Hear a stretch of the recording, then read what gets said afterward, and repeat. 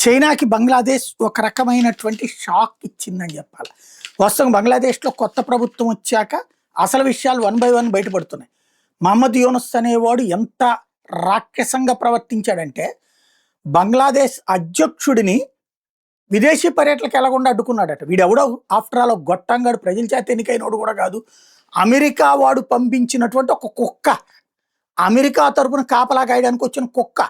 ఈ కుక్క అక్కడ ఉన్నటువంటి ఏకంగా యజమాన్నే కంట్రోల్ చేసే ప్రయత్నం చేసింది. బంగ్లాదేశ్ అధ్యక్షుడి విదేశీ పర్యటనకి ఆపేసిందట.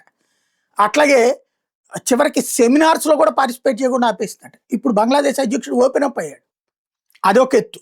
రెండవది, వీడు చైనా వాడితో లింక్ అయిపోయి చైనా దగ్గర నుంచి యుద్ధ విమానాలు కొనేయడానికి రెడీ అయ్యాడు. వీడు ఆఫ్టర్ ఆల్ సలహాదారు, రాజ్యాంగం ప్రకారం అసలు సలహాదారు పదవే లేదు అక్కడ, కానీ వీడు సృష్టించుకున్నటువంటి.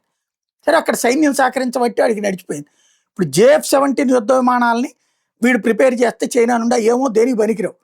మన పాకిస్తాన్ మన చేతుల్లో దెబ్బతిన్నటువంటి ఆ JF-17 ఉన్న వాళ్ళందరూ నాశనం అయ్యారు.